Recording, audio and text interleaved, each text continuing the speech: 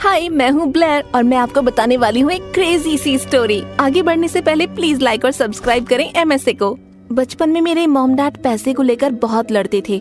Dad एक मूर्तिकार थे और मॉम एक वेट्रेस, जिन्हें डैड से मिलने का पछतावा था क्योंकि हमें हमेशा पैसे की तंगी होती थी। वो हमेशा कहती थी स्कूल छोड़ना उनकी सबसे बड़ी गलती थी, तो उन्होंने जोर दिया कि मैं पढूं और ऐसे ही मुझे एक बड़े स्कूल में स्कॉलरशिप भी मिल गई। पर मेरा असली पैशन था पेंटिंग। 5 साल की उम्र में ही इससे प्यार हो गया। YouTube से मैंने पेंटिंग करना सीखा और 13 साल की उम्र तक मैं कंपटीशन जीतने लगी। डैड को मुझ पर गर्व था, पर मॉम को बिल्कुल पसंद नहीं था। आर्ट एक हॉबी होती है ब्लेयर, इससे तुम अपना करियर नहीं बना सकती। एक सक्सेसफुल करियर तो बिल्कुल नहीं। मेरा सपना था कि मैं दुनिया की एक फेमस आर्टिस्ट बनूं। मेरा और मेरी बेस्ट फ्रेंड एशली का, वो भी मेरी तरह एक आर्टिस्ट थी और हम मिडिल स्कूल से बेस्ट फ्रेंड्स थे। एशली अमीर थी, इसलिए उसे अमेजिंग आर्ट क्लासेस जाने को मिलता था। फिर वही चीजें वो मुझे सिखाती। जब भी मेरे मॉम डैड लड़ाई करते, मैं उसके मेंशन चली जाती। जिंदगी एशली के साथ बेहतर थी, पर उसका जुड़वा भाई डेक्स्टर बहुत अनोइंग था। वो हमारी आर्ट का मजाक उड़ाता, सामान छुपाता और पेंट बॉल गन से हमें मारता। जब भी हम एशली के पेरेंट्स से शिकायत करते, डेक्स्टर मासूम सा चेहरा बनाकर हमेशा बच जाता। स्कूल में भी वो सबको बहुत पसंद था क्योंकि वो बहुत मजाकिया था। एशली उससे नफरत करती थी और ये मैं समझ सकती थी। जैसे उनके 15th बर्थडे पर एशली घंटों रेडी हुई और बहुत सुंदर लग रही थी, पर जैसे ही डेक्स्टर आया सब उसके आसपास चले गए। एशली को सबने इग्नोर किया। देखो उसे, ऐसे मुस्कुरा रहा है जैसे पूरी दुनिया का राजा है। मैं कभी नहीं समझ सकती लोगों को उसमें दिखता क्या है। शायद उसकी एथलेटिक बॉडी। मतलब अगर एक आर्टिस्ट के पॉइंट ऑफ व्यू से देखो तो डेक्स्टर एक पोर्ट्रेट के लिए बिल्कुल परफेक्ट है। क्या मतलब अच्छा दिखता है तो क्या हुआ, तुम्हारी पर्सनालिटी बहुत अच्छी है। ये तो तुम बदसूरत लोगों को कहती हो ब्लेयर। तुम उससे कहीं ज्यादा क्रिएटिव और स्मार्ट भी हो। कभी तो लोग इसे भी देखेंगे। क्या देखेंगे लोग? कि तुम एक नंबर के बदतमीज हो। जलन हो रही है कि कोई तुम पर ध्यान नहीं दे रहा। चले जाओ डेक्स, ये उसका भी बर्थडे है, चीजें खराब मत करो। ठीक है, आई एम सॉरी। ये लो, तुम्हारे लिए फूल आया हूँ सिस, हैप्पी बर्थडे। पर जैसे ही एशली ने उसे पकड़ा, फूल ने उसके ऊपर पानी फेंक दिया। उसका मेकअप खराब हो गया और डेक्स्टर हंसते हुए चला गया। जैसे जैसे हम बड़े हुए, डेक्स्टर और अनोइंग होता गया। 17 साल की उम्र में उसने फुटबॉल टीम ज्वाइन की, स्कूल का पॉपुलर लड़का बना और सबका दिल तोड़ने वाला भी। हर रोज एक नई लड़की उसके लिए रो रही होती थी। मुझे तो उल्टी आती थी। जहाँ तक मेरी बात है, आजकल मेरे पेरेंट्स कुछ ज्यादा ही लड़ रहे थे और एक दिन डैड ने अपना सामान बांधा और वो चले गए।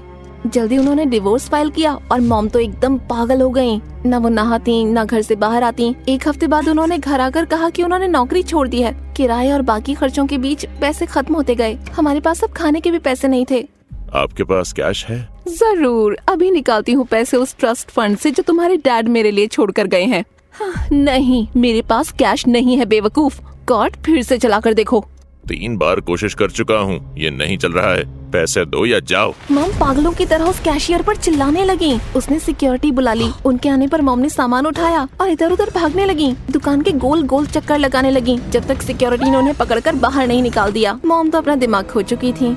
तो मदद के लिए मैंने पास के कैफे में नौकरी कर ली, पर स्कूल और काम के बीच मेरी जिंदगी मुश्किल थी और एशली मदद नहीं कर रही थी। क्या मतलब कॉन्सर्ट पे नहीं आ रही? ये हमने महीनों पहले बुक किया था। तब चीजें अलग थीं। अब मुझे काम पर जाना है। किसी को बोलो ना अपनी शिफ्ट कवर करने के लिए। वहाँ लोगों की कमी है और मुझे पैसे चाहिए। पर हैंक वहाँ होगा, उससे बात करने के लिए तुम्हारी मदद चाहिए। तुम इससे बच के नहीं निकल सकती। एशली जिद करती रही, पर मैंने हर बार मना किया। फिर उसने हार मान ली। अगली सुबह उसने बताया कि हैंक ने उसे डेट के लिए पूछा है। मैं उसके लिए खुश थी। कॉलेज एप्लीकेशन का समय आ गया था। मैं NYU के आर्ट प्रोग्राम में जाना चाहती थी। एशली भी वहाँ अप्लाई कर रही थी। ये महंगा था और स्कॉलरशिप के लिए मुझे अच्छे पोर्टफोलियो की जरूरत थी, पर मॉम को पता नहीं चलने दे सकती। तो अपनी शिफ्ट के बाद मैं कैफे में रुकती अपना पोर्टफोलियो बनाने के लिए। एक दिन जब मैं घर वापस जा रही थी तो तेज बारिश होने लगी। देर हो गई थी तो मुझे बस नहीं मिली। मैं कैब का इंतजार कर रही थी कि छाता लिए कोई मेरे पास आया। डेक्स्टर, तुम यहाँ क्या कर रहे हो? मैं पास ही में कुछ काम कर रहा था और काम से मेरा मतलब है कि एक डेट पे था जो अच्छी नहीं गई। खैर, मैंने तुम्हें यहाँ देखा तो सोचा मदद कर दूं। डेक्स्टर मुझे अपनी कार तक ले जाने लगा और हम बात करने लगे। उसने मेरा हाल पूछा, पर पता नहीं क्यों मैंने मॉम के बारे में सब कुछ बता दिया और कैसे अभी चीजें मुश्किल हैं। एशली ने तलाक के बारे में तो बताया था, पर जानता नहीं था चीजें इतनी बुरी है। अगर किसी से बात करना चाहो तो मैं हूँ यहाँ। उसकी कही ये बात मेरे दिल को छू गई और उस दिन के बाद से मैं और डेक्स्टर करीब हो गए। वो कैफे पर मेरा इंतजार करता, मुझे घर छोड़ता। हम क्लासिक म्यूजिक और मूवीज पर बहस करते और अपनी फेवरेट MSA वीडियोस साथ देखते। उसके साथ समय बिताते बिताते मुझे उसका एक अलग रूप दिखने लगा। वो रूप जिसमें वो बहुत प्यारा, फनी और बहुत थॉटफुल था। और देखते ही देखते मेरे दिल में उसके लिए फीलिंग्स जाग उठी। जानती हो, मुझे हमेशा से तुम पे छोटा सा क्रश था। सच में? क्यों? तुम काइंड, सुंदर, स्मार्ट, क्रिएटिव हो और तुमसे ज्यादा हिम्मत वाली लड़की मैंने कभी नहीं देखी। वाह, थैंक्स। मुझे तो तुम हमेशा से अनोइंग लगते थे। ओह थैंक्स, तारीफ के लिए शुक्रिया। बात तो पूरी करने दो। पर अब लगता है कि मुझे समझने वाले इकलौते तुम हो। तुमने मुझे दिखाया कि किसी से कनेक्ट करना कैसा होता है डेक्स्टर। शायद मैं कहना चाह रही हूँ कि मैं मुझे पसंद करती हो, मैं भी तुम्हें पसंद करता हूँ। और फिर डेक्स्टर ने मुझे किस किया और ये परफेक्ट था। मुझे पता नहीं था कि एशली क्या सोचेगी, पर इससे पहले कि हम उसे सब कुछ बताते, अगले दिन वो हमें स्कूल गार्डन में रोते हुए मिली। हैंक ने मुझे छोड़ दिया। वो कहता है कि मेरी नाक बहुत बड़ी है और मेरा चेहरा उसे अपनी मरी हुई बिल्ली की याद दिलाता है। ये आखिर किस तरह का कारण है? झूठ बोल रहा है वो। हैंक एक प्लेयर है, तुम उसके प्यार में पड़ी कैसे? बेवकूफ। आओ आओ आओ। मतलब सॉरी तुम्हें दुख हो रहा है, पर उस बेवकूफ के लिए मत रो। तुम में बहुत हिम्मत है। अरे मर्द बनो, औरत बनो, लड़की बनो। तुम्हारे सर पे चोट आई है क्या? मुझसे बात भी क्यों कर रहे हो? ब्लेयर, मुझे एक हक चाहिए। अगले कुछ दिन भागम भाग रही। हैंक को भुलाने और अपना ध्यान भटकाने के लिए एशली मुझे शॉपिंग ले जाती, सैलून ले जाती, और मुझे लगा कि ये समय उसे अपने और डेक्स के बारे में बताने का नहीं है, जिसके साथ मैं समय नहीं बिता पा रही थी। और आजकल वो पूरा समय घर पर होती, तो डेक्सर देर रात मेरे कमरे में आने लगा। ये फैन नहीं है, तुम मुझे इग्नोर कर रही हो। जानती हूँ, पर वो बहुत दुखी है, उसे मेरी जरूरत है। तो याद है जब तुम्हें उसकी जरूरत थी और वो हैंक के पीछे पड़ी हुई थी। खैर, मेरी फुटबॉल टीम कल रात एक पार्टी दे रही है और मैं चाहता हूँ तुम आओ। ज्यादा लोग नहीं आएंगे, बस करीबी दोस्त। कितने करीब हैं वो दोस्त? इतने करीब कि ये करें। डेक्स्टर मुझे किस करने के लिए बढ़ा, पर तभी मेरे दरवाजे पर दस्तक हुई। एशली। वो जल्दी से मेरे बिस्तर के नीचे छुप गया। किससे बात कर रही थी? किसी से नहीं, मैं तो बस गाना गा रही थी। ला ला ला ला ला। देखा? तुम बताओ क्या हुआ? काफी समय से नहीं मिली। अजीब हरकतें कर रही हो। एनीवे, तुम्हारी मदद चाहिए। मैंने सुना है कल रात फुटबॉल टीम एक पार्टी दे रही है और हैंक भी वहाँ आएगा। मुझे दिखाना है कि मैं उसे भूल चुकी हूँ और ये पार्टी उसके लिए परफेक्ट है। मेरे पास इनवाइट्स है और तुम साथ आ रही हो। कोई बहाना नहीं चलेगा। पर मुझे अपने पोर्टफोलियो पर काम करना है। वादा करती हूँ पार्टी के बाद मैं हेल्प करूँगी। हाँ कह दो ना। एशली का दुखी चेहरा देखकर मैं मना नहीं कर पाई, पर डेक्स्टर बहुत गुस्सा हुआ। उसने ना मेरी कॉल उठाई ना टेक्स्ट का जवाब दिया। पार्टी में भी इग्नोर किया, पर बार बार मुझे देख जरूर रहा था। एशली एक लड़के को अपना नकली बॉयफ्रेंड बनाकर लाई थी। वो उसके साथ डांस फ्लोर पर गई और मैं डेक्स्टर का इंतजार करने लगी। मैं पूल के पास थी, अचानक फिसली, पर किसी ने मुझे बचा लिया। संभल के स्वीट केक्स, चोट लग जाएगी। तुम ब्लेयर हो ना? मैं हैंक हूँ। जानती हूँ। बढ़िया, तो चलो हम दोनों डांस करते हैं। मुझे डांस नहीं करना। कम ऑन, उसने ना कहा। मैं मुड़ी तो देखा डेक्स्टर बहुत गुस्से में था। और तुम कौन हो? उसके बॉयफ्रेंड? हाँ, पीछे हटो, वरना क्या मुझे मारोगे प्रिटी बॉय? बिल्कुल मारूंगा। डेक्स्टर ने हैंक के मुंह पर मुक्का मारा और वो पीछे हुआ। हैंक डेक्स्टर की तरफ बढ़ा और दोनों लड़ने लगे। सब इकट्ठा हो गए। भीड़ में मैंने एशली का चेहरा देखा। वो गुस्से में थी। मैं उसकी तरफ भागी, लेकिन फिसलकर पूल में गिर गई। इसके बाद कुछ याद नहीं। जब आँख खुली तो देखा मैं एक कमरे में हूँ और डेक्स्टर और एशली मुझे घूर रहे थे। अब क्या हुआ था? तुम बेहोश हो गई थी। तुम्हें तैरना नहीं आता? मेरे घर के गार्डन में स्विमिंग पूल नहीं था, तो नहीं, मुझे तैरना नहीं आता। तुम्हारा खून बह रहा है। अरे कोई बड़ी बात नहीं। हाँ, कोई बड़ी बात नहीं। जैसे अपनी बेस्ट फ्रेंड से छुपाना भी बड़ी बात नहीं कि तुम उसके बेवकूफ भाई को डेट कर रही हो। तुमने मुझे ये बताया क्यों नहीं? पता नहीं, ओके, मैं डर गई थी। तुमने डेक्स्टर से हमेशा नफरत की है और हैंक के साथ तुम्हारा नया नया ब्रेकअप हुआ था, तो मैं तुम्हें कुछ बता नहीं पाई। मुझे एक बच्चे की तरह ट्रीट मत करो जिसे अपने इमोशंस संभालना नहीं आता है। हाँ। एनीवे, तुमने डेक्स्टर को चुन लिया है। हालांकि मैं समझ तो नहीं सकती कि ये क्यों दुनिया के सारे लड़कों को छोड़कर, पर चुना तो है। और तुम मेरी बेस्ट फ्रेंड हो तो मैं मान लूंगी, पर एक शर्त है, कभी भी मेरे सामने मेक आउट मत करना, वरना मैं तुम्हारे ऊपर उल्टी कर दूंगी। डील? डील। उसके बाद चीजें अच्छी होने लगी।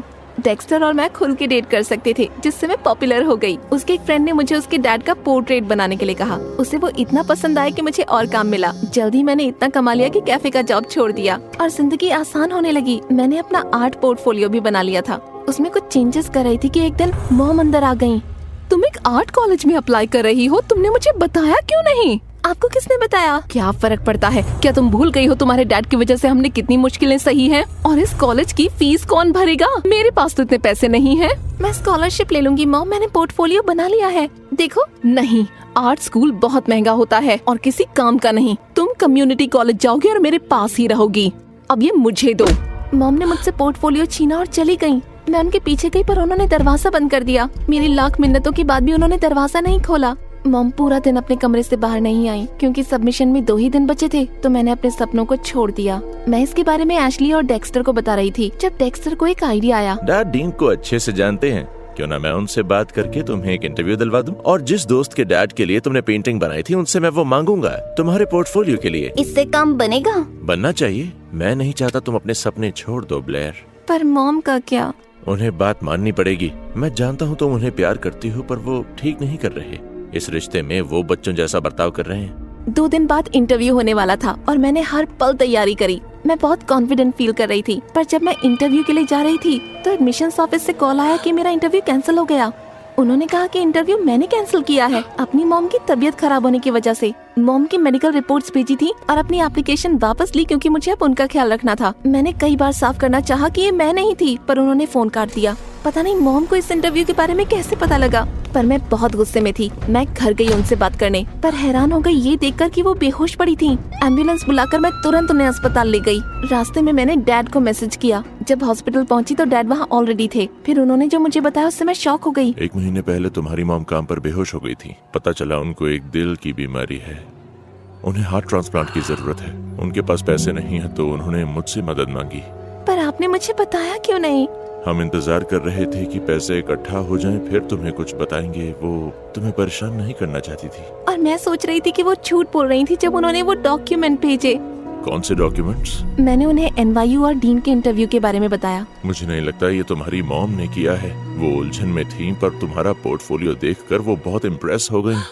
उन्होंने बताया कि तुम्हारी आर्ट डिग्री के बारे में वो अपना मन बदल रही हैं। मुझे लगा उन्होंने मेरा पोर्टफोलियो फेंक दिया था। नहीं स्वीटी, उन्हें तुम पर गर्व है। पर डैड, अगर मॉम ने उन्हें कॉल नहीं किया तो फिर किसने किया? क्या कोई और जानता है कि वो बीमार है? हाँ, एशली के डैड जानते हैं। हमें टेस्ट के लिए पैसे चाहिए थे तो हमने उनसे लोन मांगा और मॉम की रिपोर्ट भेजी सबूत के तौर पे। मैंने उनसे ये बात छुपाने को कहा था कि तुम्हें ना पता लगे। मैं तुरंत समझ गई कि ये काम किसने किया, पर पक्का करने के लिए मैंने एडमिशन्स ऑफिस कॉल किया और उनसे पूछा कि उन्हें किस नंबर से कॉल आया था। और जब मैंने वो नंबर देखा तो गुस्से से मेरा दिमाग फट गया। मैंने टैक्सी ली, एशली के घर पहुंची और सीधा उसके घर में घुस गई। तुमने एडमिशन्स ऑफिस कॉल करके कहा कि मेरी मॉम बीमार है और मैं इंटरव्यू के लिए नहीं आ सकती हूँ। झूठ मत बोलना तुम, मेरे पास सबूत है। मेरी मॉम बीमार थी एशली, कम से कम इतना तो बता सकती थी, पर तुमने इसका इस्तेमाल मेरे खिलाफ किया। रुको, मुझे लगता है कुछ कंफ्यूजन है। एशली ऐसा क्यों करेगी? पूछो इससे। और अचानक एशली के चेहरे पर गुस्सा आ गया। हाँ, पूछो मुझसे कि मैंने तुम्हारी जिंदगी मुश्किल बनाने की कोशिश क्यों की ब्लेयर? क्योंकि मैं तुमसे नफरत करती हूँ। लो, कह दिया, नफरत है तुमसे। तुम मेरी बेस्ट फ्रेंड थी और तुमने उससे डेट किया जिससे मैं नफरत करती हूँ। मेरा बेवकूफ भाई, ये कम था कि मेरे पेरेंट्स उसे मुझसे ज्यादा पसंद करते हैं, और अब तुम भी। और तुम्हारी परफेक्ट जिंदगी से भी नफरत थी मुझे। तुम्हारा फुटबॉल जॉक बॉयफ्रेंड है। सबको तुम्हारा आर्ट पसंद है। सबको तुम्हारे बारे में सब कुछ पसंद है। अरे जिस लड़के को मैं चाहती हूँ वो भी तुम्हें चाहता है। कॉलेज जाकर मैं तुम्हारी परछाई में नहीं रहना चाहती थी। मैंने तुम्हारी मॉम को आर्ट स्कूल के बारे में बताया ताकि वो तुम्हें रोक लें, पर जब वो भी तुम्हें नहीं रोक पाई तो मैंने उन पिक्चर्स को लेकर वो किया जो मुझे करना चाहिए। यकीन नहीं होता, मैंने तुम पर विश्वास किया। मुझे लगा तुम मेरी बेस्ट फ्रेंड हो। तुम ऐसा कैसे कर सकती हो मेरे साथ? तुमने हमारे बीच सब खत्म कर दिया। मैं दोबारा तुम्हारा चेहरा नहीं देखना चाहती, कभी नहीं। मैं भी आंसू नहीं बहाने वाली। मैं जा रही हूँ NYU ब्लेयर, और मैं नए दोस्त बनाऊंगी। बहुत घटिया हो तुम। Whatever। मैं दोबारा एशली से नहीं मिली और डेक्स्टर ने बताया कि एशली की बातें उसके पेरेंट्स ने सुन ली थीं और उसे बड़ी सजा मिली। उसे तो NYU में एडमिशन मिला ही नहीं, पर मुझे मिला। डेक्स्टर के डैड ने मुझे दूसरा इंटरव्यू दिलवा दिया था। मॉम कुछ और हफ्ते हॉस्पिटल में रही घर आने से पहले। 1 महीने बाद हमें एक डोनर मिल गया। सर्जरी के लिए पैसे इकट्ठा करना मुश्किल था, पर हमने किया। मॉम पूरी तरह ठीक हो गयी। आज मेरा कॉलेज का पहला दिन है और मैं बहुत खुश हूँ। हाय, मैं हूँ मारिया, मॉन्ट्री मेक्सिको से। प्लीज लाइक और सब्सक्राइब करें। डींग नहीं मारना चाहती, पर मैं मेन फ्रंट विमेन हूँ, शहर के कूलेस्ट बैंड की। ओके, डींग मार रही थी, पर थोड़ी सी। हम रॉकिंग थे। हम 3 थे। मैं गिटार और लीड वोकल्स में, पब्लो बेस में और नोएमी ड्रम्स पे। हम बहुत फेमस थे। कम से कम लोकल हाई स्कूल के म्यूजिक क्लब में तो फेमस थे। हम अभी तक किसी बड़े टूर पर तो नहीं गए थे, पर मैं दुनिया को दिखाना चाहती थी कि हम क्या कर सकते हैं। मेरा सपना था एक दिन सोल्ड आउट क्राउड के लिए बजाना, टोक्यो, ला, ब्यूनोस एयर्स, पेरिस में। बस कोई चाहिए था जो हम पे भरोसा करके सबका खर्चा उठाए। पाब्लो को मेरी तरह फेम और रिकॉर्ड डील्स की परवाह नहीं थी, उसे तो बस म्यूजिक से प्यार था। मुझे भी था, पर मैं अपनी म्यूजिक पूरी दुनिया के साथ बांटना चाहती थी। पाब्लो सिर्फ लोकल फैंस के लिए बजाना चाहता था। स्कूल के बाद मेरे गैरेज में हम रात के शो की प्रैक्टिस कर रहे थे। इस साल बैटल ऑफ बैंड्स भी आ रहा था। पिछले साल हम सेकंड आए थे और पाब्लो को अब भी उसका दुख है। जिस बैंड ने हमें हराया था, पिंक पोनीज, वो बहुत अच्छे थे और वो लड़कियां अच्छी थी, तो मुझे बुरा नहीं लगा। पर इस साल हमें जीतना ही था। तुमने सुना क्या, आज कॉन्सर्ट में वीआईपीज आने वाले हैं।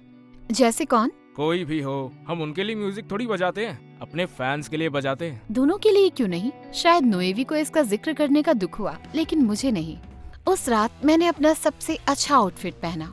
अगर वहाँ सच में वीआईपीज आने वाले थे तो मुझे अच्छा इंप्रेशन बनाना था। ग्रीन रूम में हमेशा की तरह शो शुरू होने से पहले हमने हाथ मिलाए, फिर एक साथ हाथ उठाए और चीयर किया और फिर स्टेज पर चले गए। वेन्यू भरा हुआ था, वहाँ 200-300 लोग तो आए होंगे। शायद आपको लगे मैं नर्वस होंगी, पर नहीं थी। ये मेरे लिए सुकून भरा था। स्टेज पर हाथ में गिटार और सामने माइक के साथ मैंने गिटार बजाया और भीड़ पागल हो गई। ये हमेशा से ऐसा नहीं था। जब मैं छोटी थी तो बहुत शर्माया करती थी। मेरे पेरेंट्स को भी लगता था कि मैं अनोखी हूँ। बाकी सारे बच्चे बिल्कुल फ्री और मस्त रहते थे, पर मैं अकेले ही रहती थी, अपने आप में खोई हुई। फिर एक दिन क्लास में हम प्ले पढ़ रहे थे। वो एक म्यूजिकल था, पर सारे क्लासमेट्स बल्कि टीचर्स भी शब्दों को सीधे सीधे पढ़ रहे थे, एकदम रोबोट की तरह। जब पार्ट पढ़ने की मेरी बारी आई तो मैं गाने लगी। पता नहीं ऐसा मैंने क्यों किया। गाने का कोई प्लान नहीं था मेरा, पर उस पल में पता नहीं कहाँ से प्रेरणा मिली और मैं गाने लगी। सबने अपना काम करना छोड़ दिया। सोते हुए बच्चे सुनने के लिए बैठ गए और जागे हुए बच्चे सीधे होकर बैठ गए। जब गाना खत्म हुआ तो सबने ढेर सारी तालियां बजाईं। उस दिन बाद में रिसेस पर पाब्लो मेरे साथ आया। उसके पहले उसने मुझसे कभी बात नहीं की थी। वो उसकी गलती नहीं थी, बस मैं ही अकेली रहती थी। उसने कहा कि वो एक बैंड स्टार्ट कर रहा है और क्या मैं ज्वाइन करूंगी। तब से शुरू हुई गाड़ी और आज हम सोल्ड आउट क्राउड के लिए परफॉर्म कर रहे हैं। पाब्लो ने बेस बजाया और मैंने गिटार सोलो में धमाल मचाया। नोएमी ने ड्रम से धूम मचा दी। शो के बाद हम क्लब में रुके अपने फैंस से मिलने के लिए। Excuse me. फैंसी सूट पहने एक आदमी आया। लगता था उसका सूट मेरे गिटार से भी महंगा होगा। वो बाकी फैंस जैसा नहीं लग रहा था, बल्कि यहाँ का भी नहीं लग रहा था। मैं डेरन हूँ, MSA रिकॉर्ड्स की ओर से। तुम्हारा शो बहुत ही बढ़िया था। ओह, थैंक यू सो मच। मैं चाहूँगा कि आप लोग एक मीटिंग के लिए आओ, हमें बहुत कुछ डिस्कस करना है। हमें करना है? हाँ बिल्कुल। मुझे तुम्हारे बैंड का फ्यूचर ब्राइट लगता है। हमारे रिकॉर्ड की मदद से तुम्हारा नाम रोशन हो जाएगा बेटा। उसने मुझे अपना बिजनेस कार्ड थमाया, एक बड़ी सी स्माइल दी और चला गया। वाह, मुझे आज परफॉर्म करने में इतना मजा आया था कि वीआईपीज के बारे में भूल ही गई थी। लेकिन अब एक बड़े लेवल से कोई बिग शॉट हमारे साथ जुड़ना चाहता था। किस्मत बदलने लगी थी। रिकॉर्ड्स लेवल की बिल्डिंग में नोएबी, पाब्लो और मैं मीटिंग के लिए बैठ गए। दीवार पर बहुत सारे प्लैक्स, अवार्ड्स, बड़े बड़े आर्टिस्ट और बैंड्स की फोटोज लगी हुई थी। मैं हमेशा से उन आर्टिस्ट जितना बड़ी होना चाहती थी, पर अब मेरे पास इसका मौका भी था। पाब्लो उतना एक्साइटेड नहीं था जितनी मैं थी। उसे इस पर यकीन नहीं था, पर वो ऐसा ही था, किसी पर भी भरोसा नहीं करता था। नोएमी कहीं ज्यादा चिल थी, किसी चीज के लिए नानुकुर नहीं करती थी। सीधा पॉइंट पर आता हूँ। मुझे लगता है कि तुम लोग बहुत आगे जाओगे, इसलिए मैं तुम्हें साइन करना चाहता हूँ। सुनकर कैसा लगा? सुन के अच्छा लगा। हमें पहले कॉन्ट्रैक्ट देखना होगा। जो इसने कहा।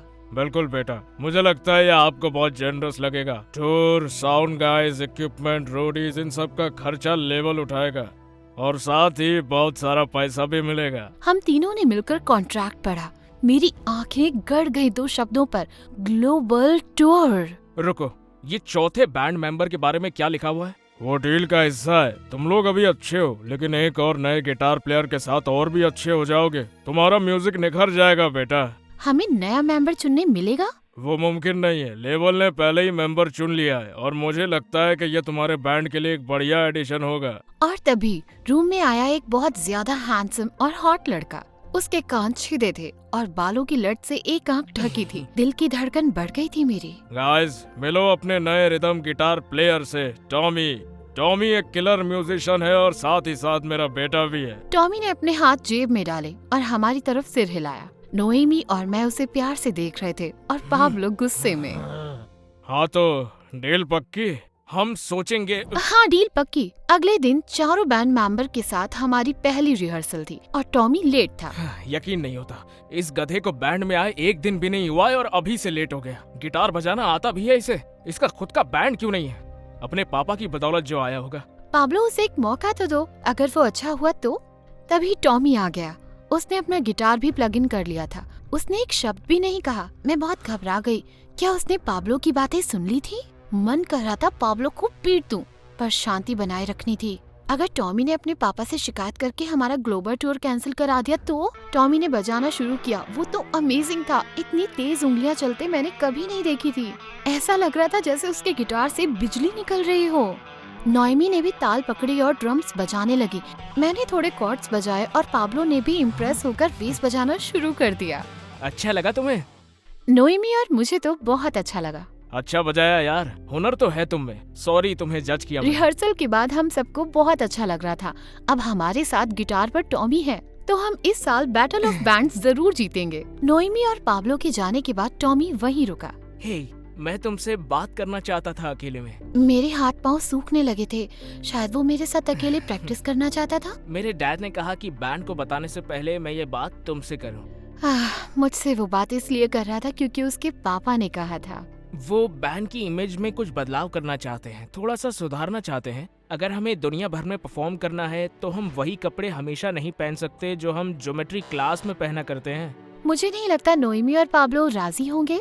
उन्हें लगा था कि ऐसा ही होगा, इसीलिए तुम्हें उन्हें बताना होगा। तुम बैंड की लीडर हो मारिया, वो तुम्हारी बात जरूर सुनेंगे। मैंने अपने आप को कभी एक लीडर नहीं माना था। हम सब एक समान थे। पर टॉमी गलत नहीं था कि नोएमी और पाब्लो मेरी सुनते थे। और वैसे भी थोड़े कपड़े बदलने में हर्ज ही क्या है। वो हमसे म्यूजिक बदलने के लिए थोड़ी ना कह रहा था। आखिरकार मायने तो वही रखता है। मैं उनसे बात करूंगी। थैंक्स मारिया, मैं जानता था तुम समझोगी। हाँ एक और बात, मेरे डैड चाहते हैं हम टूर जल्दी शुरू करें। हम सैटरडे निकलेंगे। पर बैटल ऑफ बैंड सैटरडे को है। हम साल भर से इसकी तैयारी में लगे हैं। अरे लोकल कंपटीशन की किसे परवाह है? ये कुछ छोटे लोग हैं जो हमेशा छोटे रहेंगे। मैं यहाँ ग्लोबल टूर की बात कर रहा हूँ। फिर उसने मेरा हाथ पकड़ा। मारिया, मेरे डैड को लगता है कि तुम एक स्टार बन सकती हो। और तुम्हें क्या लगता है? मुझे लगता है वो सही है। उस रात मैंने एक इमरजेंसी बैंड मीटिंग बुलाई हमारे फेवरेट क्लब पर। मुझे लगा शायद इससे उन्हें कुछ कम बुरा लगे। मैं खबर देने से घबरा रही थी। तो हमारी टूर डेट्स में कुछ बदलाव आया है। वो चाहते हैं हम सैटरडे को यूरोप जाएं। तुमने मना कर दिया है ना? हम battles of the band miss नहीं कर सकते। मैंने हाँ कर दिया है। और यही नहीं, वो चाहते हैं हम नए आउटफिट्स भी पहने। सॉरी, तुम्हें किसने लीडर बनाया है? जहाँ तक कि मुझे पता है हम सभी को बराबर वोट मिलते हैं और मेरा वोट है कि हम प्लान के मुताबिक बैटल ऑफ द बैंड्स में जाएंगे अपने नॉर्मल कपड़ों में। नोएमी, तुम्हारा वोट क्या है? Battle of the bands? Sorry Maria, पर क्या मैं आउटफिट्स देख सकती हूँ? गाइस, ये ग्लोबल टूर है, हमारा सपना है। नहीं, वो तुम्हारा सपना था, हमारा नहीं। तुम बदल गई हो मारिया। एक नया लड़का बैंड में क्या आ गया, अचानक तुम्हें सिर्फ उसी की परवाह होने लगी है। तुम मतलबी हो मारिया। सपने देखना कोई बुरी बात नहीं है। माफ करना, मैंने चाहा हमारा बैंड छोटे शहर के छोटे क्लब्स और छोटे लोगों से थोड़ा आगे बढ़े। मुझे तभी बहुत ज्यादा बुरा लगा। मुझे हमारे फैंस से प्यार था, किसी की बेइज्जती नहीं करना चाहती थी मैं। पाब्लो कभी कभी बहुत इरिटेट करता था। उसने मुझे देखा, वो गुस्से में था, जानती थी, लेकिन उसकी आंखों में सिर्फ गुस्सा ही नहीं, उसे बुरा भी लगा था। यूरोप में मजे करना। पाब्लो गुस्से में चला गया। नोएमी दुखी लग रही थी। मुझे बुरा लगा कि वो ऐसे बीच में फंस गई। तुम जानती हो मैं हमेशा तुम्हारा सपोर्ट करती हूँ मारिया, पर ध्यान रखना टॉमी हमारे जैसा दोस्त नहीं है तुम्हारा। हो सकता है उसके इरादे ठीक ना हो। उसने मुझे गले लगाया। आईफल टावर जाके मुझे टेक्स्ट करना। अगली सुबह रिकॉर्ड लेवल पर मैंने एक खबर सुनी। मैंने डैरन और टॉमी को बताया कि पाब्लो और नोएमी नहीं आएंगे। हम उनके बिना टूर नहीं कर पाएंगे। ये क्या बोल रही हो? बिल्कुल कर पाओगी। बेसिस्ट और ड्रमर्स हर गली में मिलते हैं। लेबल नए लोगों को हायर करेगा। वैसे भी इस बैंड का चेहरा तुम और टॉमी हो। अपने फ्रेंड्स के बारे में कही ये बातें मुझे अच्छी नहीं लगी, जैसे उनकी कोई कीमत ना हो। क्या हमेशा से यही प्लान था, पाब्लो और नोएमी से छुटकारा पाना? बस करो मारिया, मैंने खुद से कहा तुम अपना सपना पूरा करने वाली हो। पाब्लो और नोएमी ने खुद आने से मना किया है। तुमने उन्हें मनाने की कोशिश की थी पर वो नहीं माने। उस सैटरडे एयरपोर्ट पहुंचकर मैंने प्लेन्स को उड़ान भरते देखा। मेरा एक्साइटमेंट बढ़ने लगा। इस वक्त कल मैं पेरिस में होंगी। बाद में मैं और टॉमी टर्मिनल पर बोर्डिंग शुरू होने का इंतजार कर रहे थे। मेरी नजर टॉमी के फोन पर गई। वो हमारी रिहर्सल्स की फोटोज देख रहा था। मैंने ध्यान से देखा, हर एक फोटो बस उसी की थी। मेरा, पाब्लो या नोएमी का तो नामो निशान नहीं था। फिर मुझे शक होने लगा। अपने बैंड के साथ बिताए मुझे वो सारे अच्छे दिन याद आने लगे। जिस दिन पाब्लो रिसेस में मेरे पास आया, हमारा पहला जेम सेशन, शो के बाद हम तीनों का देर रात डिनर जाना, मेरे बर्थडे पर पाब्लो का दिया नया गिटार स्ट्रैप। अचानक मैं उठ गई। बोर्डिंग शुरू नहीं हुई है। मैंने अपना गिटार केस उठाया और भागने लगी। मेरे डैड ने इस टूर पर बहुत खर्चा किया है। अकेले ही बजाना तुम। मैं तेजी से बाहर निकली और मिली पहली टैक्सी पकड़ ली। बस टाइम से पहुंच जाऊं। जब मैं पहुंची तो वेन्यू खचाखच भरा हुआ था। भीड़ इतनी ज्यादा थी कि मैं हिल भी नहीं पा रही थी। पिंक पोनी स्टेज पर धमाल मचा रहे थे। अच्छी खबर ये थी कि इसका मतलब हमारी बारी आई नहीं थी। बुरी खबर ये थी कि पिंक पोनीज बहुत अच्छा गा रहे थे। मुश्किल होगा इन्हें हराना। बैक स्टेज मुझे पाब्लो और नोएमी तैयार होते मिले। गाइस, मुझे माफ करना, तुम दोनों की राय लिए बिना मुझे फैसला नहीं करना चाहिए था। ये मेरी गलती थी, लेकिन अब मायने ये रखता है कि यहाँ पर हम वो चुप रहे। मैं डर गई, शायद वो मुझे वापस नहीं लेंगे। शायद बहुत देर हो गई थी। चलो, हमें कंपटीशन जीतना है। Welcome back Maria. नोएमी ने अपनी ड्रम स्टिक घुमाई और मुस्कुराई। स्टेज पर जाने की हमारी बारी थी। हमने अपनी लाइफ का बेस्ट शो दिया। अपने दोस्तों के साथ वापस स्टेज पर आकर इतना अच्छा लगा। उसके बाद हमने जजों के फैसले का इंतजार किया। पाब्लो ने मुझसे अकेले में बात करने को कहा। अपने बर्ताव के लिए माफी चाहता हूँ। मुझे याद है कि गाना शुरू करने से पहले तुम कितनी शांत हुआ करती थी, और फिर तुम्हें अपनी आवाज मिली और तुम चमकने लगी। कभी किसी को अपनी आवाज छीनने मत दो मारिया। मुझे भी माफ कर दो। मुझे सच में एक पल के लिए लगा कि मैं एक दिन स्टार बन सकती हूँ। यही कहा था टॉमी ने। वो गलत था। हाँ, तुम्हें नहीं लगेगा। तुम्हारे लिए तो मैं वही पुरानी मारिया हूँ ना। मारिया, उसका एक दिन कहना गलत था। तुम हमेशा से एक स्टार हो। और फिर क्रेजी सा हुआ। पाब्लो ने आगे बढ़कर मुझे किस किया। मुझे पता चला उसे मुझ पर जाने कब से क्रश था, पर घबराता था कि कुछ करने से बैंड पर असर न पड़े। पर मुझे खुशी हुई कि उसने किया। अब हमें कोई नहीं रोक सकता था। नोएमी साथ आ गई जब हम जजेस का फैसला सुनने के लिए खड़े हुए। The pink ponies second place पर और फर्स्ट प्लेस पर हमने खुशी से कूदकर एक दूसरे को हक किया। एक दिन हम यूरोप में जरूर शो करेंगे। पर इस वक्त मैं जहाँ थी बहुत खुश थी।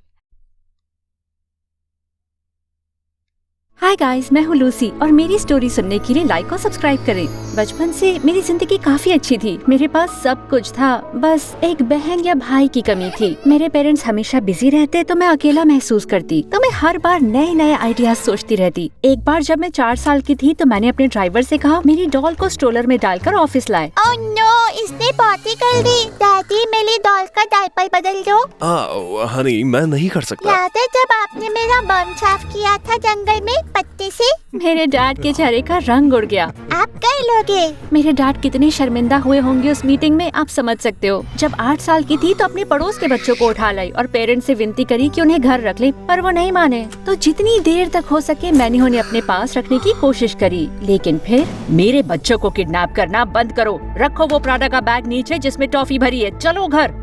वो गए तो मैं रोने लगी। मेरे पेरेंट्स अब और नहीं झेल सकते थे, तो अगले महीने उन्होंने एक 6 साल के बच्चे हैरिसन को गोद ले लिया। मैं बहुत खुश थी। अपने नए घर में स्वागत है। वाह, ये कितना बड़ा है। क्या यह अनाथालय है? वो कितना क्यूट था, लेकिन हमारे दिलाए हुए खिलौनों से वो नहीं खेलता, बल्कि वो कचरे के डब्बे से कैन उठाता और उनसे खेलता।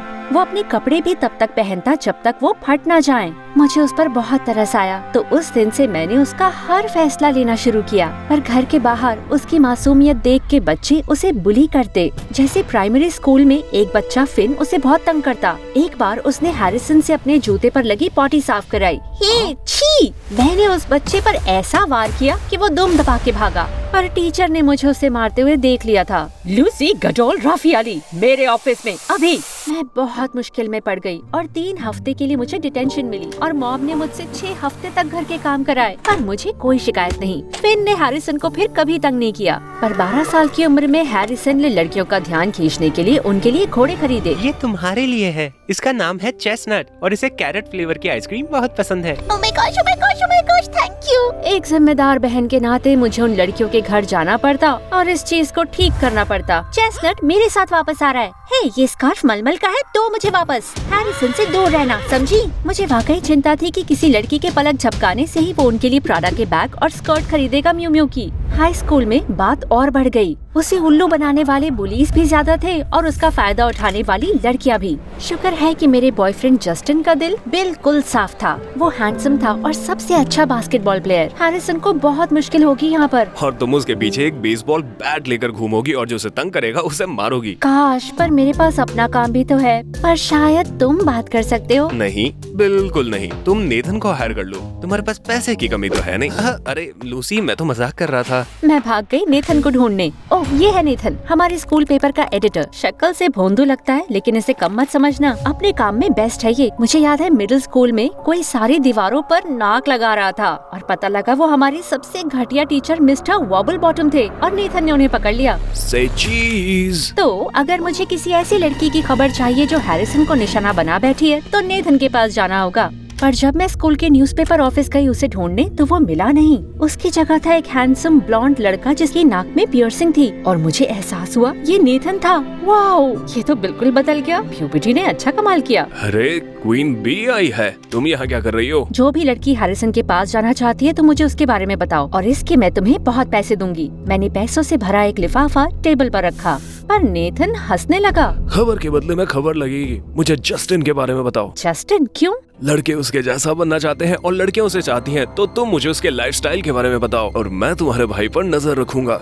मन कर रहा था नेथन को चांटा लगा दूं, पर अब मैं फंस गई थी। जस्टिन के बारे में बताना कोई बड़ी बात नहीं थी, शायद उसके फैंस भी ज्यादा बन जाएं। अगले महीने जो भी लड़की हैरिसन के पास जाना चाहती थी, मुझे उसकी खबर लगी और मैंने उसे पहले ही रोक लिया। और मेरा काम था जस्टिन की बातें ध्यान से सुनना जब वो तारीफ करने लगे अपनी प्रोटीन पाउडर के बारे में या जो भी। पर चीजें बिगड़ गयी जब जस्टिन पर पहला आर्टिकल आया। बॉडी बनाओ, मस्त हो जाओ। उसने मेरे लॉकर के पास आकर अपना फोन मुझे दिखाया। क्या तुम कुछ जानती हो इसके बारे में? तुम्हारा खास बिना कार्ब का मील प्लान। स्कूल के पेपर में उन्हें कैसे पता लगा? मैं जिम के स्टोर रूम में लंच करता हूँ उसे सीक्रेट रखने के लिए। सिर्फ 2 लोग जानते हैं इसके बारे में, मेरा जिम ट्रेनर और तुम। अरे इतना परेशान क्यों हो रहे हो? एक डाइट ही तो है। मील प्लान है, इससे मैं एक ओलंपिक लेवल का खिलाड़ी बनूंगा, कोई गली में खेलने वाला चूजा नहीं। तुम ना समझती हो और ना कभी समझोगी। वो चला गया और इससे पहले मैं कुछ कहती, पता नहीं कहाँ से नेथन वहाँ आ गया।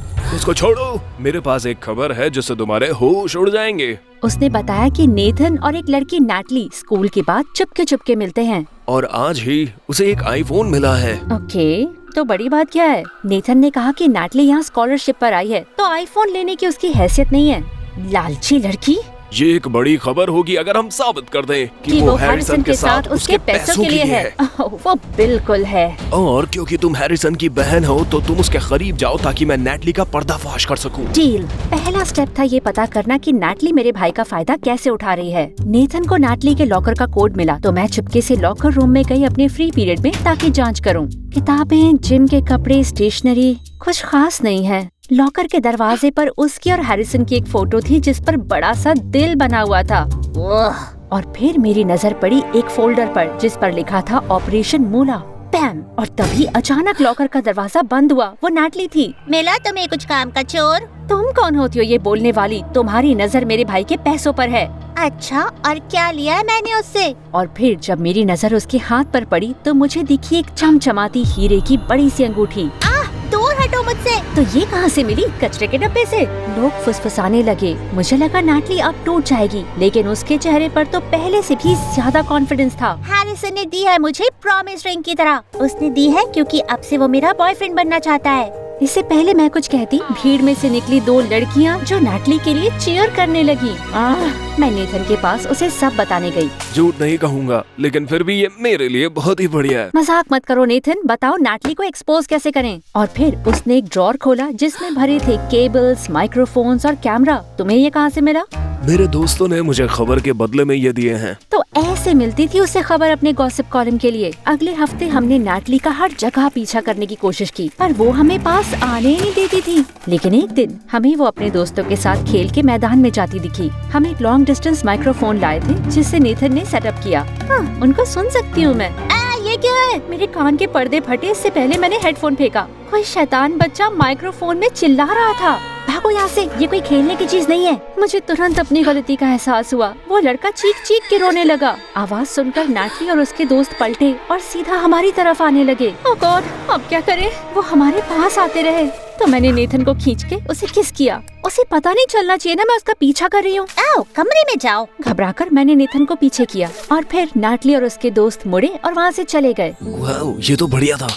कुछ नहीं बोलना। मैं बहुत कंफ्यूज थी। मैं अब भी जस्टिन के साथ थी। तो जब मैं घर पहुंची तो मैंने जस्टिन को कॉल और टेक्स्ट किया, पर उसने मेरी किसी भी कॉल का जवाब नहीं दिया। मैं ऐसा करना चाहती थोड़ी थी। मैं तो बस नाटली से छुपाना चाहती थी कि हम उसका पीछा कर रहे थे। किसी तरह से अपनी फीलिंग्स को छुपाकर मैं प्लान के अगले हिस्से में लग गई। हैरिसन नाटली को एक डेट पे ले जा रहा था, एक स्ट्रीट फेस्टिवल में। नेथन को वहाँ के एक स्टाफ का इंटरव्यू लेना था, तो उसने हमारे लिए एक मैस्कॉट कॉस्ट्यूम ले लिया। बदकिस्मती से उनके पास बस एक ही था, एक चाइनीज ड्रैगन जिसमें 2 लोग घुसते हैं। मैंने बोला कि मैं आगे जाऊंगी क्योंकि मैं पूरा दिन उसकी बट नहीं देखना चाहती थी।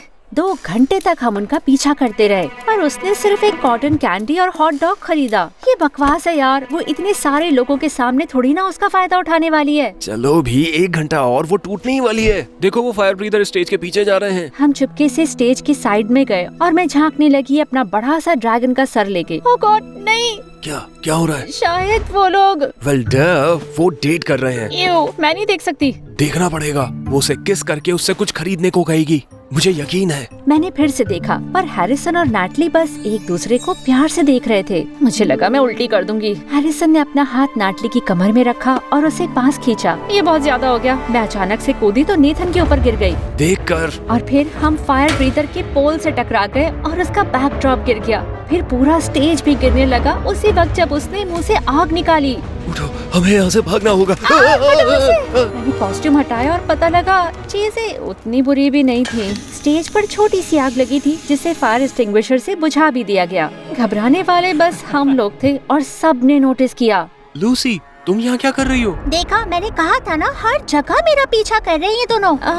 नहीं, हम तो बस फेस्टिवल देखने आए थे। तुम और ये पेपर पे गॉसिप लिखने वाला नेथन? मेरे और भी दोस्त हैं। उम्मीद है तुम मुझे अपना दोस्त नहीं मानती। क्या? मैं तुम्हारा भाई हूँ, पर अब मैं तुम्हारा दोस्त नहीं रह सकता। तुम्हें मुझ पर भरोसा ही नहीं है। भरोसा? उस पर भरोसा मत करो। पूछो इससे कि ऑपरेशन मूला क्या है। ओह माय गॉड, ये उन अमीर बच्चों के बारे में है जिन्हें मैं ट्यूटर करती थी। हैरिसन जानता है। हैरिसन का भरोसा टूट गया था। वो चला गया अपने साथ नाटली को लेकर और जाते वक्त अकड़ के मेरी तरफ वो मुस्कुराई भी। जीत गई थी वो। तुम चिंता मत करो लूसी, एक बार हैरिसन अगर सबूत देखेगा तो वो समझ जाएगा। बस करो, खत्म हो गया ये। मुझे बहुत बुरा लगा। मैं भागकर स्कूल के पास एक दुकान में गई जहाँ हैरिसन और मैं बचपन में आया करते थे। जब भी उसके लिए गमी वर्म्स खरीदती तो वो बहुत खुश होता, जैसे दुनिया की सबसे अच्छी चीज हो वो। खुद को रोक नहीं पाई, मैं रोने लगी। तुम्हें कभी रोते हुए नहीं देखा। बास्केटबॉल कपड़े पहने जस्टिन वहाँ खड़ा था। मुझे लगा नहीं था ये दिन और बिगड़ सकता है। क्यों, क्या हुआ? हैरिसन नफरत करता है मुझसे। वो सोचता है मैं ओवर प्रोटेक्टिव हूँ। मतलब तुम हो तो? दिखता नहीं, मैं रो रही हूँ। अरे ये अच्छी बात है, तुम अपने भाई के लिए कुछ भी करोगी। मेरा सीक्रेट मील प्लान तक बेच दोगी। तुम जानते थे? मैं समझ गया था बाद में, और उस वक्त मुझे एहसास हुआ कि इस वक्त तुम्हारे दिल में किसी और लड़के के लिए जगह नहीं होगी, कम से कम जब तक हैरिसन का ध्यान रख रही हो। मुझे लगा तुम और गुस्सा करोगे। मुझे माफ कर दो, मैं बहुत बुरी हूँ। बिल्कुल भी नहीं, मैं जानता था तुम्हारा दिल साफ है, तुम एक अच्छी लड़की हो, पर हम अब आगे नहीं बढ़ सकते हैं। जस्टिन ने अपना बैग अपने कंधे पर रखा और जाने लगा। जानती हो, अगर नैटली पर थोड़ा भरोसा करो तो शायद तुम्हें कुछ कीमती मिल जाएगा। ये कहकर वो चला गया, पर उसने मुझे एक आइडिया दिया। मैं निकल पड़ी एक ऐसी जगह की तरफ जहाँ से नैटली को मैं सच में जान पाऊंगी। उसका घर। नैटली की मॉम ने दरवाजा खोल के मुझे अंदर बुलाया। घर के अंदर पंजर ढीले थे। हम नैटली के बारे में बात करने लगे। तब मुझे एहसास हुआ कि मैं नैटली के बारे में गलत थी। निकल के मैंने नेथन को कॉल किया। हेलो, हाँ मैं ठीक हूँ, घबराओ मत। मेरे लिए एक काम कर सकते हो? इसे पेमेंट समझो, पूरा दिन मेरी बट घूरने का। डिटेल्स मैं तुम्हें मैसेज करती हूँ। Okay bye. घर पहुँच के मैंने इवेंट की तैयारी करना शुरू करी। कुछ हफ्ते लग गए पर सब हो गया। हैरिसन अब भी मुझसे नाराज था। फैमिली डिनर के टाइम पर एक शब्द भी नहीं बोलता। सब ठीक हो जाएगा। मैंने सबको इकट्ठा किया नैटली के घर के सामने, नेथन और नैटली की मॉम को भी। और जब मैंने हैरिसन और नैटली को आते देखा, कैनन फोड़ दो।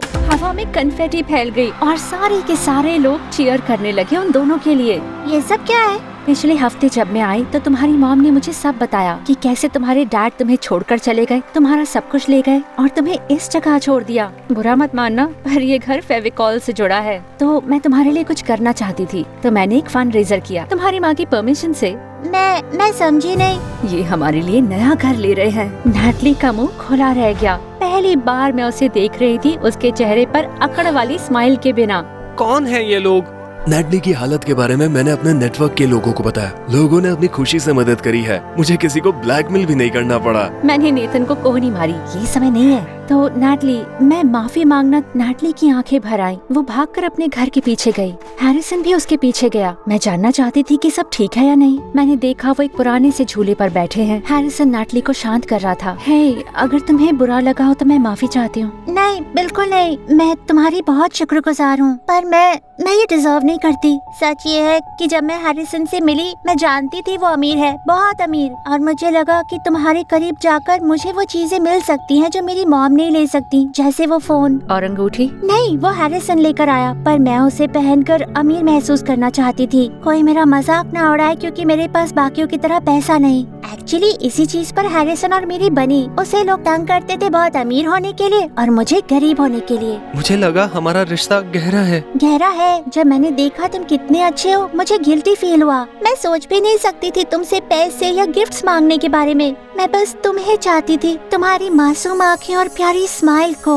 हैरिसन और नैटली की आंखें मिली और शायद मैं पहले ये देख नहीं पाई, पर वो दोनों एक दूसरे के लिए बने थे। हैरिसन, मुझे माफ कर दो प्लीज। कभी कभी तुम्हें मुझे गलतियाँ करनी देनी चाहिए और नए लोगों से मिलने दो। चिंता मत करो, मेरी एक ही बहन है और वो स्पेशल है, चाहे कुछ भी हो। हैरिसन ने मुझे गले लगाया और मैं उसे जाने नहीं देना चाहती थी। आपसे इतनी जोर से नहीं, ओके? मैं पूरी कोशिश करूंगी। एक और के लिए जगह है? अभी नहीं, नेथन। ओह कम ऑन, मैं इतने लोगों को यहाँ लाया हूँ। ओह, मुझे सबको शुक्रिया कहना होगा। हैरिसन और नैटली चले गए, नेथन और मुझे उस झूले पर अकेला छोड़ के। जानती हो, ये प्यार भरी कहानियाँ कभी झूठी गॉसिप से ज्यादा नहीं बिकती। मेरा एहसान कैसे चुकाओगी? वेल, क्यों ना हम अपनी खुद की जूसी गॉसिप बना ले। मैंने अपना हाथ नेथन के ऊपर रखा और उसके गाल लाल हो गए। एटीट्यूड खत्म हो गया उसका और मुझे लगा कि शायद एक और मासूम लड़का है ख्याल रखने के लिए। हे, एमएससी के लिए अपना प्यार दिखाना चाहते हैं कूल तरीके से, तो आपको चाहिए हमारी बॉटल्स और नोटबुक्स। डिस्क्रिप्शन में दिए लिंक पे क्लिक करके अपने फेवरेट चुन लो, आपको जरूर पसंद आएंगे। हाय, मैं हूँ नताशा क्रोएशिया से और मेरी कहानी है कि कैसे प्यार ने जान बचाई। पर पहले लाइक और सब्सक्राइब करें एमएसए को। एक प्यारे से गाँव में मेरी परवरिश मेरी माँ और दादी ने की। मेरी माँ थोड़ी अनोखी थी, हमेशा अजीब बर्ताव करती। जैसे कि एक बार एक औरत ने कहा कि मेरे प्यारे बालों से मैं एक मॉडल बन सकती हूँ, तो मॉम ने घर ले जाके बाल काट दिए और कहा छोटे बाल बेहतर है। और जब मैं डिज्नी की मूवी देखती तो वो मुझे याद दिलाती, असली जिंदगी फेरी टेल नहीं होती, अगर प्रिंस चार्मिंग मिले तो दूसरी तरफ भाग जाओ। दादी ने बताया कि मेरे डैड के जाने के बाद से माँ रूखी सी हो गयी। वो अपनी सेक्रेटरी के साथ भाग गए सारे वादे तोड़कर। मैं डिज्नी मूवीज देखती अपनी बेस्ट फ्रेंड तानिया के घर पे, क्योंकि उसको मॉम का बर्ताव बहुत फनी लगता था। वो मजाक करती, तुम्हारा रोमियो मिला तो मैं उसको छुपा दूंगी। जिंदगी बुरी नहीं थी, पर एक चीज की दिक्कत थी, दूसरे लोगों के सपने थे, लक्ष्य था। मुझे तो पता ही नहीं था मुझे क्या करना है। मैंने सब ट्राई किया, कायाकिंग, पॉटरी, वीडियो गेम्स, पर कुछ नहीं चला। मुझे लगा मेरी जिंदगी में एक लक्ष्य कभी नहीं होगा। लेकिन एक दिन 10th क्लास में हम स्कूल ट्रिप पर गए घाटी पर बने एक बांध में। वो बहुत बड़ा और कूल था। जब टीचर हमें इसके बारे में बता रही थी तो मैंने देखा तानिया कहीं छुप के जा रही है। मैं उसके पीछे गई तो देखा एक कमरे में वो कंप्यूटर स्क्रीन पर ब्लैक पेंट लगा रही है। तान्या, ये क्या कर रहे हो तुम? इससे पहले वो कुछ कहती, हमें किसी के आने की आवाज आई। मेरा हाथ खींच के वो मुझे इमरजेंसी एग्जिट पर ले गई। बाल बाल बच्चे। पर तुमने ऐसा किया क्यों? वो लोग तो स्क्रीन बदल लेंगे पर तुम मुसीबत में पड़ जाओगी। क्योंकि डैम प्रकृति को खराब कर रहा है, मछलियाँ मर रही हैं और इस डैम को बनाने के लिए बहुत सारे गाँव डुबाए गए। मुझे नहीं पता था तुम इसके बारे में सोचती हो। हाँ, मैं एक एक्टिविस्ट ग्रुप में हूँ, हम चीजें ठीक करने की कोशिश कर रहे हैं। मेरी मीटिंग में आओगी? पहले तो मुझे यकीन नहीं था, पर जब मैं उनकी मीटिंग में गई तो मेरी आंखें खुल गईं। हमारी खूबसूरत घाटी कितना बदल गई थी उस बांध की वजह से। मैं भी एक्टिविस्ट ग्रुप में शामिल हो गई, फ्लायर्स बांटती, सिग्नेचर लेती ताकि डैम बंद करा सके। ये मुश्किल था पर सही भी। फाइनली मैं कुछ इम्पोर्टेंट कर रही थी। फिर तान्या ने बताया कि वो 1 महीने के लिए अपने डैड के साथ लॉस एंजलिस जा रही है। जाने से पहले उसने मुझे एक चाबी और यूनिफॉर्म दी, एक खतरनाक प्लान के लिए। पूछना मत ये कैसे मिला, लेकिन हम एक बहुत बड़ा बदलाव लाएंगे नताशा। डैम के ऑफिस में कंट्रोल रूम में जाकर ये वायरस अपलोड कर दो, डैम कुछ देर के लिए बंद हो जाएगा। घबरा रही थी पर मान गई। स्टाफ की यूनिफॉर्म पहनकर चाबी से मैं कंट्रोल रूम के अंदर गई। अचानक अंदर मुझे किसी आने की आवाज सुनाई दी और मैं छुप गई। मुझे दिखा हमारे स्कूल का एक लड़का लूका। मैं तुरंत बाहर निकल आई। लूका, तुम यहाँ क्या कर रहे हो? मैं अपना वॉलेट ढूंढ रहा हूँ। पिछली बार यहीं कहीं गिर गया था। बड़ा बेकार बहाना लगा, पर इससे पहले मैं कुछ पूछती उस जगह पर जोर जोर से अलार्म बजने लगे। हम दोनों वहाँ से भाग निकले। तभी उसने मेरे हाथ में USB देखी। क्या तुम डैम के सिस्टम में कुछ अपलोड करने की कोशिश कर रही थी? हाँ तो क्या हुआ? ये डैम ईविल है, इसे बनाने वाले शैतान है। ये बहुत बुरा है। तुम जो कर रही हो वो बहुत खतरनाक है। हम सबको इस घाटी की रक्षा करनी है, पर बिना खतरा लिए कर सकते हैं। जब हम सुरक्षित बाहर निकल आए तो लूका काफी परेशान लग रहा था। किसने कहा तुमसे ये करने के लिए? अगर पकड़ी जाती तो जेल में होती। ये तानिया का आइडिया था, मेरी दोस्त। तुम जानते हो उसे। उसने कहा इससे हमें मदद होगी। दोस्त एक दूसरे को खतरे में नहीं डालते, खासकर जब वो खुद सेफ हो। तुम आसानी से सब पे भरोसा मत करो। अपने आंसू पोंछते हुए मैं मान गई। लूका के साथ उस रात के बाद मैंने तानिया से दूरी बढ़ा ली। खुद पर गुस्सा आ रहा था कि कितने आराम से मैंने उसे अपना फायदा उठाने दिया। तो लूका और मेरी दोस्ती बढ़ गई। वो मेरी सारी बातें सुनता मुझे अच्छा फील कराता। हम दोनों एक दूसरे पर भरोसा करने लगे। मुझे तो उस पर क्रश होने लगा था, पर मॉम को पता नहीं कैसे मालूम पड़ गया। मम्मियाँ पता कर लेती हैं ये सब। आजकल सपने बहुत देख रही हो तुम और दिल बना रही हो। कौन है लड़का, बताओ मुझे। मैं मना करती रही, पर मॉम ने जिद करी उससे मिलने की, इससे पहले कि मैं उसे डेट करने के बारे में सोचूं भी। तो मैंने लूका को पढ़ाई करने के लिए बुलाया, पर जब वो आया तो मेरी माँ तो जैसे जासूस बन गई। पहले उन्होंने गलती से उसकी कॉफी में नमक गिरा दिया। लूका से पीते नहीं बन रहा था, पर माँ को बुरा न लगे इसलिए पी गया। फिर शुरू हुए मॉम के सवाल। लूका, इम्पोर्टेंट सवाल है। अगर तुम्हें जानवर बनना हो तो कौन सा बनोगे और क्यों? इससे इंसान की नीयत पता लगती है। नताशा को लॉयल कुत्ते पसंद हैं, जानते हो? मैं होऊंगा एक बिल्ली, इंडिपेंडेंट और एक अच्छी दोस्त। एक बिल्ली? हाँ, काफी मिस्टीरियस क्रीचर्स होती हैं। उम्मीद है तुमने कोई राज नहीं छुपाए। उनकी पूछताछ चलती रही। साफ था कि उन्होंने अपनी आंखें लूका पर गड़ाई हुई थीं। तुम्हारी मॉम मुझसे नफरत करती हैं। दिल पे मत लो, वो सब मर्दों से नफरत करती हैं। ओह, ये सुन के तो बड़ा अच्छा लगा। हम दोनों हंस पड़े। जाने से पहले उसने मुझे एक छोटी सी किस दी। इतनी लकी कैसे हो गई मैं? सब कुछ ठीक था, लेकिन एक दिन 1 महीने गायब रहने के बाद तानिया वापस आई। जो कुछ भी हुआ था उसको लेकर उससे सीरियसली बात करनी थी, पर चीजें कॉम्प्लिकेटेड हो गयी। जब पहली बार तानिया और लूका मिले उसके वापस आने के बाद, मैं लूका के साथ एक रेस्टोरेंट में लंच कर रही थी कि तानिया आ गई। हे बेस्टी, ना कॉल किया ना कोई मैसेज ये जानने के लिए कि मेरा महीना कैसा रहा।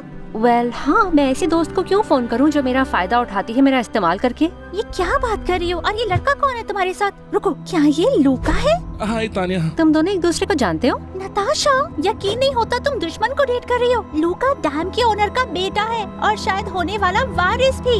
क्या? रुको, लूका, तुमने मुझे बताया क्यों नहीं? मैं बताने वाला था, पर समझ नहीं आया कैसे बोलूं, क्योंकि तुम्हें तो लगता है कि मेरे डैड और उनकी कंपनी ईविल है। क्योंकि वो है। ओह प्लीज तानिया, क्या तुमने कभी अपनी दोस्त को बताया कि तुम वो प्लांट बंद क्यों करना चाहती हो? कम से कम नताशा सच में एनवायरनमेंट की परवाह करती है, पर तुम तो सिर्फ अपने डैड के लिए बदला लेना चाहती हो। नताशा, मेरी बात सुनो।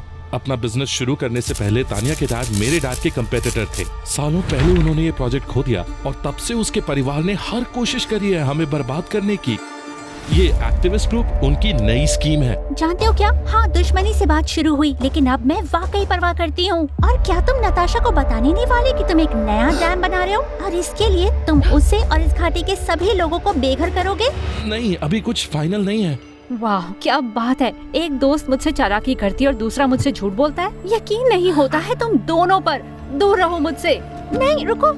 उसकी बात मत सुनो नताशा। मैं गुस्से में चली गई और उस रात उन दोनों को मैंने ब्लॉक कर दिया। तानिया और लूका दोनों से मेरा भरोसा उठ गया था। ऐसा लग रहा था दोनों ने मुझे धोखा दिया है। किचन टेबल पर बैठ के मैंने सारी बातें मॉम को बताई। मेरी बातों से उन्हें दुख भी हुआ और गुस्सा भी आया। नताशा, या तो इस चीज पर तुम आंसू बहा सकती हो या उसके खिलाफ लड़ सकती हो। तानिया और लूका के बारे में जो जानती हो उससे इस डैम के बारे में और पता लगाओ। उसे रोकने के लिए हमें जानकारी चाहिए। मॉम का ये सुझाव सुनकर मुझे हैरानी हुई। उनका स्वभाव ऐसा नहीं था कि वो इस तरह की बातें करें। ठीक है मॉम, मैं करूँगी। तो अगले दिन मैं लूका से मिलने के लिए कैफे गई। लूका, उस दिन तुम पर चिल्लाने के लिए माफी चाहती हूँ, तुम्हें एक और मौका देने आई हूँ। सच में मुझे बहुत अच्छा लगा। मुझे अब भी तुम्हारी परवाह है नताशा। लेकिन एक बात है, नया डैम का प्रोजेक्ट बंद करना होगा। क्या ये कर सकते हो? काश कर पाता, पर डैम को मैं नहीं रोक पाऊंगा। तुम्हें शहर में नया घर दिला दूं। नया घर? हमारी पूरी घाटी खतरे में है, सिर्फ मेरा घर नहीं। तुम्हें शुक्रगुजार होना चाहिए नताशा कि मैं तुम्हें बचा रहा हूँ। हर किसी को ऐसा मौका नहीं मिलता। अपनी प्यारी चीजों को पीछे छोड़ने का मौका, ये कोई चॉइस नहीं है लूका। तुम आके ऐसे जता रहे हो जैसे हम पर एहसान कर रहे हो, जबकि हमें बर्बाद कर रहे हो। ये मेरे लिए भी आसान नहीं है। मैं बीच का रास्ता ढूंढने की कोशिश कर रहा हूँ, पर तुम ऐसा होने ही नहीं दे रही हो। अगर समझौता नहीं करेंगे तो हम दोनों अपना सब कुछ खो देंगे। मैं ऐसे लोगों के साथ समझौता नहीं करती जिनके पास दिल नहीं। तुम सब कुछ खोने की बात करते हो, उन परिवारों से बात करो जो यहाँ सदियों से रहते आए हैं। तुम्हें लगता है ये सब कुछ मैं नहीं समझता, पर ये हम दोनों से बड़ा है नताशा। कभी कभी जो बाजी सामने हो खेलनी पड़ती है। और कभी कभी लूका, बाजी को छोड़कर टेबल से चले जाना चाहिए। जब तक तुम नहीं समझते कि दांव पर क्या लगा है, हम आगे बात नहीं कर सकते हैं। और बाय द वे, तुम एक जर्क हो। ओह माय गॉड, तुम तो ऐसे बोल रही हो जैसे कि मैं बुरा इंसान हूँ। तुम बेरहम हो, लालची हो, और तुम ऐसा कुछ नहीं कह सकते जिससे मैं अपना मन बदलूं। गुस्से में आकर लूका ने अपनी टेबल पर इतनी जोर से मुक्का मारा कि ग्लास नीचे गिर के टूट गया। कैफे में चुप्पी छा गई, सब हमें देखने लगे। तुम्हारी इतनी हिम्मत, तुम्हारा दूसरा डैम मैं नहीं बनने दूंगी और तुम्हारा पहला डैम भी तोड़ दूंगी। तुम लोग लालची और शैतान हो। लूका का गुस्सा बढ़ गया, वो चिल्लाने लगा। तुम समझती क्यों नहीं? उसने टेबल भी पटकनी चाहिए, पर मैनेजर ने आके उसे निकाल दिया। मुझे विश्वास नहीं हो रहा था कि लूका इतना पागल भी हो सकता है, तो मैंने फैसला किया तान्या को कॉल करने का, और उसने मुझसे झूठ कहने के लिए माफी मांगी। और फिर हम काम पर लग गए। हमने आंदोलन किए, सोशल मीडिया पर कैंपेन्स किए और सिग्नेचर इकट्ठा किए पिटीशन के लिए। हमने कम्युनिटी मीटिंग रखी, मीडिया में हल्ला मचाया ताकि हमारी वैली को सपोर्ट मिले। थोड़ी अटेंशन मिली भी, पर डैम का प्रोजेक्ट रोकने के लिए काफी नहीं थी। म्युनिसिपैलिटी ने हमें घर खाली करने के लिए बोल दिया। उन्होंने पास के शहर में हमें घर देने का ऑफर दिया, पर हमने मना कर दिया। अपनी वैली को छोड़ के जाने का ख्याल सबके लिए बहुत मुश्किल था। सबसे ज्यादा बुरा बूढ़ों को लगा, जैसे मेरी दादी माँ। उनकी तबीयत और खराब हो गई, उन्हें हॉस्पिटल में डालना पड़ा। उन्होंने वहाँ 2 हफ्ते बिताए। एक दिन जब उनसे मिलने गई थी तो उन्होंने मुझे कुछ क्रेजी बताया। नताशा, मुझे तुम्हारे डैड के बारे में कुछ बताना है। इस डैम के पीछे उनका हाथ है। क्या? हाँ, वो इसीलिए नहीं भागे क्योंकि उन्हें अपनी सेक्रेटरी से प्यार हुआ। उन्होंने इस डैम में पैसा लगाया था। वो एक अमीर बिजनेसमैन हैं, शहर में रहते हैं। तुम्हारी माँ ने उन्हें निकाल दिया था। आपने मुझे बताया क्यों नहीं कि वो भागे नहीं थे, कि दरअसल वो दुश्मन थे? तुमसे ये बात छुपाना सही लगा। उन्होंने हमारी जगह पैसे को चुना। उन्होंने अपने परिवार से ज्यादा प्यार पैसों से किया। इतने बुरे थे वो। मुझे माफ कर दो बेटा, हम तुम्हें बचाना चाहते थे। तो मैं सिर्फ उन बड़ी लालची कंपनियों से नहीं लड़ रही, बल्कि अपने खुद के डैड के साथ भी लड़ रही हूँ। मैंने डैड को कॉल किया, पर हमेशा की तरह वॉइस मेल पर गया। हर तरीके से मैंने मैसेज छोड़े, पर उन्होंने कभी जवाब नहीं दिया। फिर मॉम ने मेरे पास आकर मुझसे कहा, नताशा बस, उन्होंने बहुत पहले अपना रास्ता चुन लिया। वो नहीं सुनेंगे, वो बहुत लालची हैं। और फिर उनकी आंखों से आंसू बहने लगे। मैंने उन्हें गले लगा लिया। उनका दर्द मैं महसूस कर सकती थी। मैं तान्या के घर गई, अपने डैड का राज अपने साथ लिए। उसे अब तक नहीं बताया था। मुझे शर्म आ रही थी, पर मुझे उससे बात करनी होगी। मैं उसके घर पर गई, पर मैंने उसे फोन पर कहते हुए सुना, हाँ, मैं नताशा को रोक लूंगी। बिना कुछ सोचे मैंने जोर से दरवाजा खोला। क्या चल रहा है तान्या? किससे बात कर रही थी? नताशा, मैं लूका के डैड से बात कर रही थी। I am so sorry. क्यों तान्या, तुम ऐसा कैसे कर सकती हो? उन्होंने मेरे परिवार को धमकाया नताशा, और कोई रास्ता नहीं था। रास्ता था तान्या, तुम मुझे बता सकती थी। हम मिलकर उनका सामना करते। हम कुछ नहीं कर सकते नताशा, जाग जाओ। अमीरों के हाथों में है सब कुछ। हम गरीब हैं, उनके लिए कुछ नहीं। मैं अगले हफ्ते शहर छोड़ रही हूँ अपने परिवार के साथ। इस लड़ाई को हम जीत नहीं सकते। तुम भी मेरे साथ चलो। कभी कभी हमें हार माननी पड़ती है, और हम हार गए हैं। बस करो। तुम्हें लगता है कि तुम कोई अच्छा भाषण दे रही हो, पर तुम सिर्फ एक झूठी हो। लूका, उसके डैड और मेरे डैड की तरह। दोबारा मुझे कॉल मत करना। तेज धड़कते दिल के साथ मैं वहाँ से निकली, और फिर चीजें और मुश्किल हो गयी। हफ्ते बीत गए, घाटी खाली होने लगी थी। लोग सब कुछ छोड़ के जा रहे थे। मुझसे सहा नहीं जा रहा था। एक दिन मैं सड़क पर चिल्लाने लगी, आप हार क्यों मान रहे हो? ये हमारा घर है। पर लोग बस जाते रहे। लोग थक चुके थे। आंसुओं से मेरी आंखें धुंधली पड़ गयी, और मैंने बुलडोजर्स को पास आते देखा। लग रहा था सब खत्म हो गया। तभी वहाँ आया लूका, और उसके साथ आए ब्रीफकेस लिए कुछ सीरियस से दिखने वाले लोग। बुलडोजर्स को रोक दो, हमारा काम खत्म नहीं हुआ। तुम क्या कर रहे हो लूका? लड़ाई कर रहा हूँ। पहली बार मेरे डैड और तुम्हारे डैड ने हद पार कर दिया है। इन वकीलों और मैंने इनके गैर कानूनी कामों का पता लगाया है नताशा। हम घाटी को बचा रहे हैं। तुम सीरियस हो इस बारे में? मैं इस चीज को लेकर बहुत परेशान था। रेस्टोरेंट में मैं चाह रहा था कि तुम इस चीज से पीछे हट जाओ, इससे पहले तुम्हें पता चले कि तुम्हारे डैड इसमें कहाँ तक शामिल है। मैं जानता था तुम्हें इससे बस दुख होगा। उस दिन के बर्ताव के लिए मैं माफी चाहता हूँ। मुझे लगा था कि ये लड़ाई जीती नहीं जा सकती, पर हम जीत जाएंगे। इन कागजातों के आधार पर आगे होने वाला कोई भी कंस्ट्रक्शन इलीगल है। तुरंत बुलडोजर्स को बंद कीजिए। बुलडोजर्स के इंजन बंद हो गए और 1 सेकंड के लिए सब शांत हो गया और फिर हर तरफ से लोग खुशी से झूमने लगे। हमारे आसपास हर किसी की आंखों में खुशी के आंसू थे। हम वाकई जीत गए थे।